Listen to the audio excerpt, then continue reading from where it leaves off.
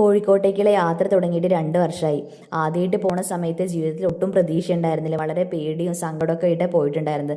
ഡയാലിസിസിൻ്റെ കാര്യത്തിന് വേണ്ടിയിട്ടാണ് ആദ്യമായിട്ട് നമ്മൾ അങ്ങോട്ട് പോയത്.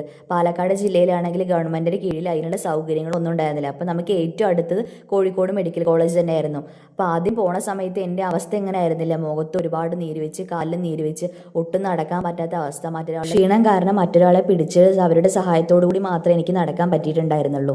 പിന്നെ അങ്ങനെ നമ്മൾ കോഴിക്കോട് മെഡിക്കൽ കോളേജിലെത്തി. അവിടെ എത്തി ഡോക്ടർ നമുക്കൊരു പ്രതീക്ഷ തന്നു.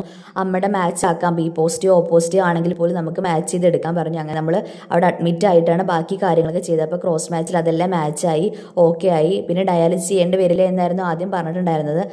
പക്ഷേ പിന്നെ എൻ്റെ അവസ്ഥ വളരെ മോശമായി പോയി. അങ്ങനെയാണ് നമ്മൾ ഡയാലിസിലേക്ക് കടന്നത്. പിന്നെ നമുക്ക് പുതിയ പുതിയ പ്രതീക്ഷകളെ കിട്ടുമ്പോൾ ഒരുപാട് സന്തോഷമായിട്ടുണ്ടായിരുന്നു. അപ്പോൾ ഇന്ന് എനിക്ക് നമ്മൾ ഹോസ്പിറ്റലിലേക്ക് ഡോക്ടറെ കൺസൾട്ടേഷനുള്ള ദിവസമായിരുന്നു. അപ്പോൾ ഇന്ന് എനിക്ക് ആരുടെ സഹായമില്ലാതെ ഒറ്റയ്ക്ക് നടക്കാൻ വേണ്ടി സാധിക്കുന്നുണ്ട്. അത് തന്നെയാണ് ഏറ്റവും വലിയൊരു കാര്യം. ഇന്ന് രാവിലെ നമ്മൾ 7:20 ട്രെയിനിനാണ് ഒറ്റപ്പാലത്ത് നിന്ന് കയറിയത്. ഇന്ന് ട്രാൻസ്പ്ലാന്റ് ഒ പിയുള്ള ദിവസമായിരുന്നില്ല. പക്ഷേ കഴിഞ്ഞ ആഴ്ച മോളുടെ സർജറി കാര്യങ്ങളൊക്കെ ആയിട്ട് ഡോക്ടറെ കാണാൻ വേണ്ടി സാധിച്ചിട്ടുണ്ടായിരുന്നില്ല. അതുപോലെ എൻ്റെ TBയുടെ മരുന്ന് സ്റ്റാർട്ട് ചെയ്തിട്ട് 6 മാസമായി. അപ്പോൾ ഡോക്ടർ ചെക്കപ്പ് ചെയ്താൽ മാത്രമേ ഇനിയും തുടരണോ കാര്യങ്ങളൊക്കെ അറിയാൻ വേണ്ടി സാധിക്കുള്ളൂ. അപ്പോൾ എത്രയും പെട്ടെന്ന് ഡോക്ടറെ കാണേണ്ട ആവശ്യമുണ്ടായിരുന്നു.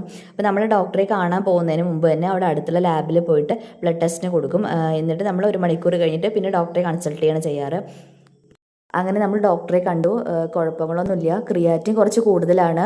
TBയുടെ മരുന്ന് 3 മാസം കൂടി കണ്ടിന്യൂ ചെയ്യാൻ പറഞ്ഞു. ഇനിയും ഭാവിയിൽ വരാനുള്ള ചാൻസ് ഉണ്ട് ചിലർക്ക്. അതുകൊണ്ട് ഇനി കണ്ടിന്യൂ ചെയ്ത് മരുന്ന് വെച്ച് കുഴപ്പങ്ങളൊന്നും ഉണ്ടാവില്ല. 3 മാസം കൂടി കണ്ടിന്യൂ ചെയ്ത് മരുന്ന് കഴിക്കാൻ വേണ്ടി പറഞ്ഞു. അങ്ങനെ നമ്മൾ ഡോക്ടറെ കണ്ട് അവിടെ അടുത്തുള്ള കോഫി ഹൗസിലത്തെ നമ്മൾ ഭക്ഷണമൊക്കെ കഴിച്ചു. അത് കഴിഞ്ഞിട്ട് എൻ്റെ മരുന്ന് മെഡിസിനും കാര്യങ്ങളൊക്കെ വാങ്ങി നമ്മൾ തിരിച്ച് അവിടുന്ന് റെയിൽവേ സ്റ്റേഷനിലേക്ക് പോവുകയാണ്.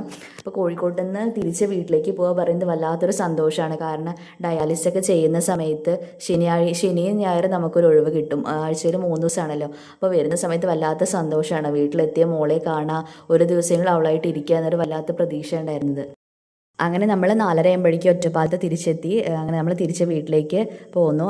അപ്പോൾ ഇന്നത്തെ വീഡിയോ ഇത്രയേ ഉള്ളൂ. മറ്റൊരു വീഡിയോ ആയിട്ട് കാണാം. ബൈ.